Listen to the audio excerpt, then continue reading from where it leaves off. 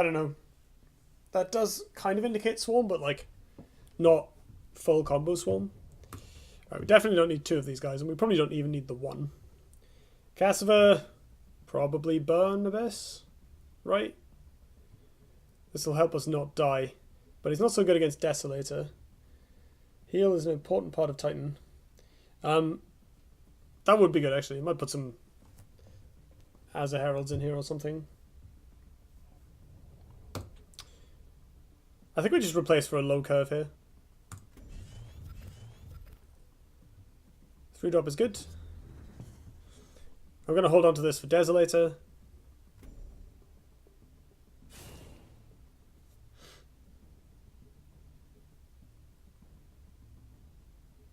This will be an ooze.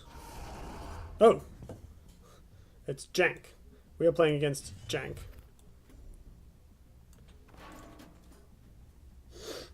Do I need this mana tile? I do not need this mana tile.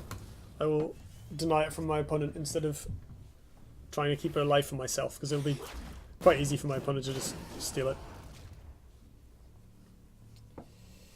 Do we have Mage Swan in here? There is one Mage Swan in this deck. So the only changes I've made after Celestial Sword sent me the original deck, I've cut a Soul Piercer, an EMP, and I think a 2-drop, a Primus Fist probably, and put in a Bone Reaper, an Alex, and a Mage Swan, mostly to try them out, and because the deck didn't have any 6-drops, and I felt like having the ability to curve all the way up would be quite nice. They all seem like quite natural fits for the deck. Mage Swan in particular has been very good. I have played it against Songhai, and they didn't have Onyx Bear Seal. It was great. I cut Primus as well. Yeah, that makes sense. He doesn't really fit the deck. Might be good to cut them for Asa Heralds.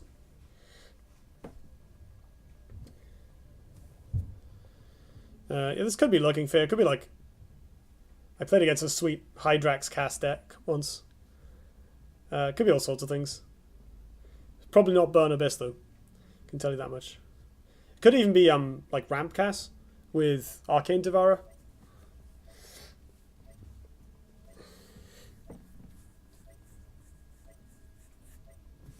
And some people just try and play like Deathwatch Abyss with Cassyva, which always seems weird to me because, you know, Lilith is like the natural choice, but that's also an odd play. Oh, we've drawn a Soul Piercer. That seems like a good thing to set up.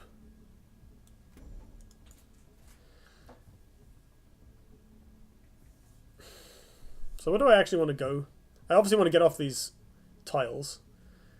If I come here, I guess it puts me a bit further towards the middle of the board, and my opponent still can't attack it with this.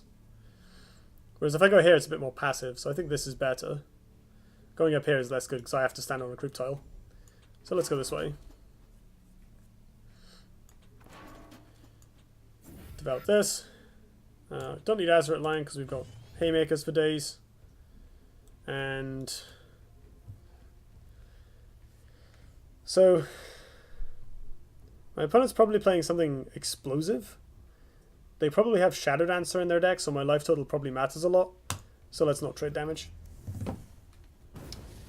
One-offs. Oh, I love one-offs. One-offs are great. If they're the right cards. Sometimes you just want to test some stuff. So having, you know, rather than committing to 3 copies of 1 6-drop or 2 copies, I'd rather just throw them all in and see how they do. I've only seen 3 uses for Gore: the Sarlacc, Blood Echo Spam, Lurking Fear, and Super Sustain. I once played against a couple of games against a cast player playing a really sweet Hydrax deck with Gore. It was like, I don't know if it was a good deck necessarily, but it was really cool. She was just like drawing cards, drawing cards, drawing cards, getting loads of value, and removing my stuff. I was playing Keep of Art, so I outlasted her, but it was pretty sick. Gore plus Hydrax plus a Photic Drain as a draw engine. Oh, maybe that was that player. I don't actually remember. It was ages ago. So some people have this like aesthetic or almost moral preference towards or away from one-offs. I've had some interesting conversations with people about it on Reddit once or twice. So my take on one-offs is, I'm used to Magic, right? Magic the Gathering, you play one-offs a lot. Even in 60-card decks, you can still, you know, if your deck has some card selection or if it's a card that will come up later. Like the easiest example to defend the concept of Ooh, we've got a Thunderhorn and she's got a Battle Pet. Let's do some abuse. The easiest way to defend the concept is the idea that sometimes you want 4 of something, and suppose you want 4 2-drops that heal. You have 4 slots for 2-drops that heal. You can play 2 Azure Heralds and 2 Healing Mystics, but that's just worse than playing 3 Azure Heralds and 1 Healing Mystic if you just want the healing. I can abuse it if I put it here and it makes a 50-50 roll, but that seems not useful. Let's get rid of this. I'm probably just going to dispel it in lieu of anything better to do. Like, I can just kill it. That might be a good idea. Oh yeah, I can kill it, and then my Soul Piercer can move into the square it was on. And shoot her in the face.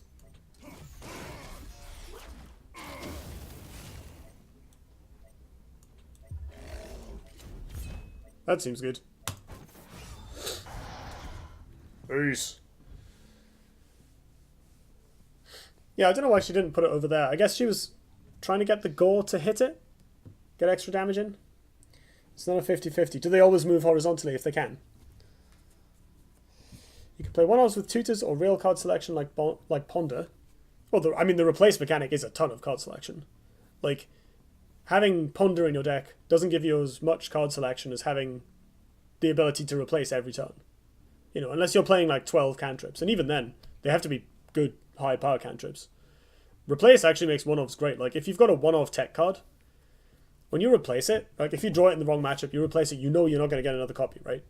And you're unlikely to draw it again at the end of the turn. So you can basically pretend that card isn't in your deck if the other 39 cards in your deck are good. It's actually, I mean, even in Magic, right, people play one-off cards in like mid-range decks with no cantrips.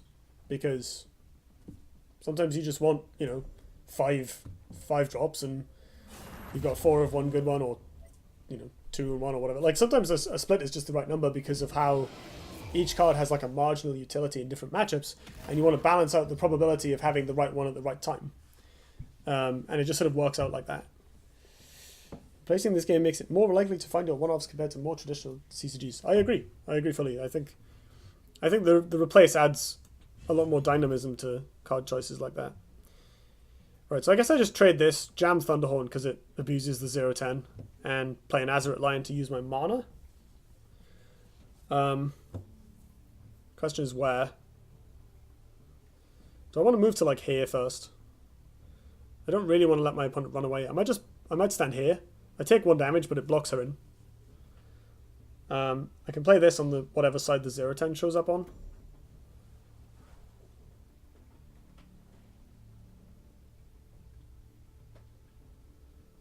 And the Azurite line kind of behind. That's the thought. I can put the Azurite line here. Yeah, I think I'm going to stay where I am so I can body block the Azurite line, meaning it doesn't die to attack ping.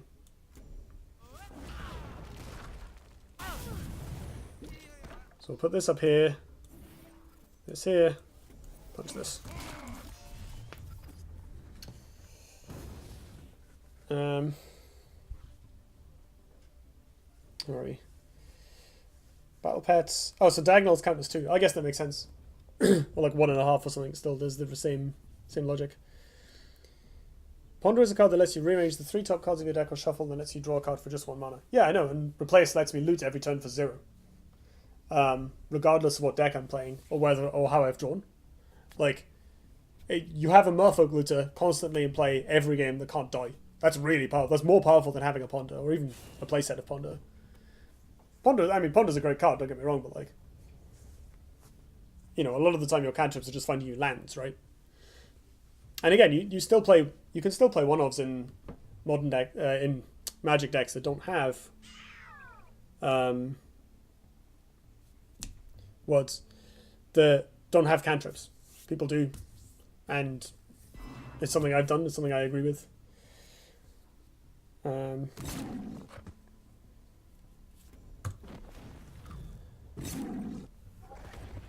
Right, so my opponent's forcing me to kill this Jaxi with the Thunderhorn, which is kind of clever.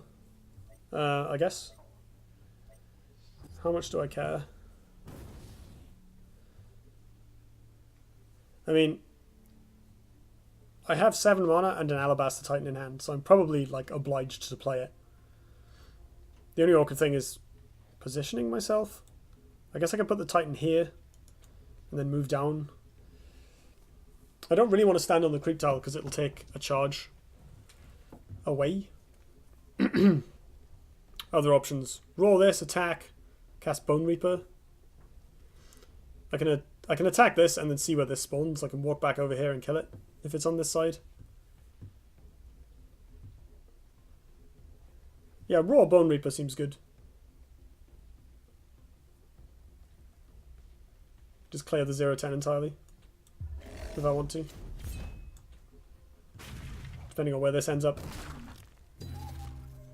Yeah. So if I go up here,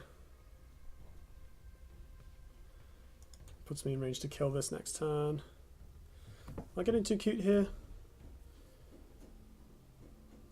If she revs, the Bone Reaper doesn't die, which is nice because it protects my Thunderhorn a bit. I guess you can shoot it with the 1/1. No, that seems good. We'll go for that. Trying to be fancy over a 1/1. It's a 1/1 with ranged. Like, it really changes the numbers on in the game. Jaxi is a card you do have to respect. It's also a shame he didn't abuse the goal with Thunderhorn. Yeah, I mean, she didn't have much to abuse with it. That's a bit worrying.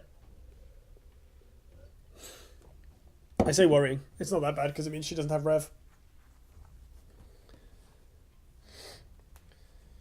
You have to respect the 1/1. You never know what cheese they may have. That's also a good point. Even not playing around buffs, like she's probably playing Lurking Fear, but at this point with the deal test and stuff. But that is an interesting line. Putting stuff, lining stuff up for the Thunderhorn.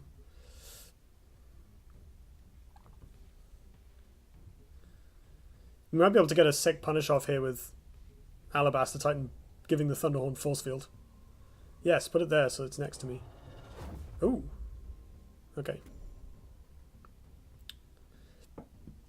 Spreading out the minions. The value.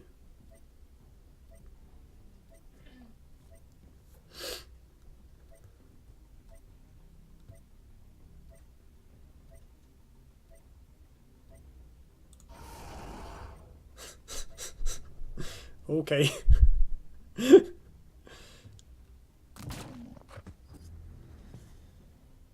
Now can we abuse the gore? If I go here and here, I think so. Thunderhorn will die though.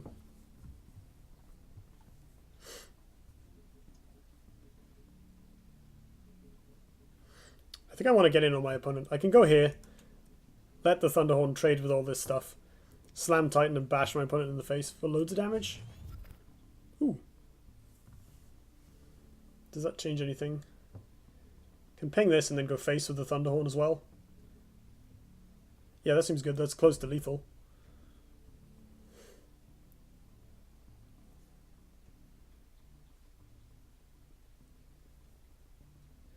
Never forget the Jaxi meta days. Taking out those 1/1s was imperative. That sounds scary. Oh, was that when the front half of Jaxi was a 2/2? It's annoying that I'm standing on the creep tiles here, but I need them for the benefits. So, I'll deal with it.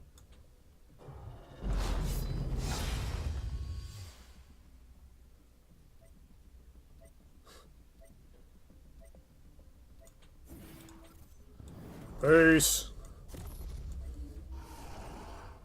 Wait, did I just miscount? I missed lethal. I should have pinged my opponent for 1 with this. I didn't even think about that. I didn't take the +2 on the Thunderhorn into account. So many loose plays. Ah. It's okay, it's extended BM. This is how good Titan is. Titan is so good that you forget how good it is. Ludicrous. The days where Primus bounced between +1 attack permanently to all units nearby and then changed to +2 attack permanently to 1 unit. When I started playing, Primus Fist gave a permanent bonus. I don't think I realised quite how ridiculous it was before it got nerfed. Like, the overlap between the sort of time period where it was, but the overlap between me playing and Primus being that way wasn't long enough for me to like fully appreciate its power level. Because I was normally just like pumping and using it to trade straight away, trade up or whatever. Man, Katie's got some pasta. It smells amazing. I'm jealous. Oh wow, that is one counter to a Titan. It's Brazilian black bean actually. There's so much of it. It's amazing. That sounds really good. They must have seen my gym kit and slightly dishevelled look. This girl needs protein.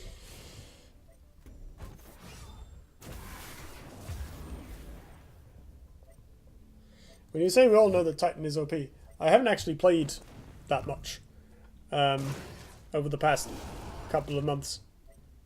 Huh, that is a clever way to use Inkhorn Gaze. Just to draw a card.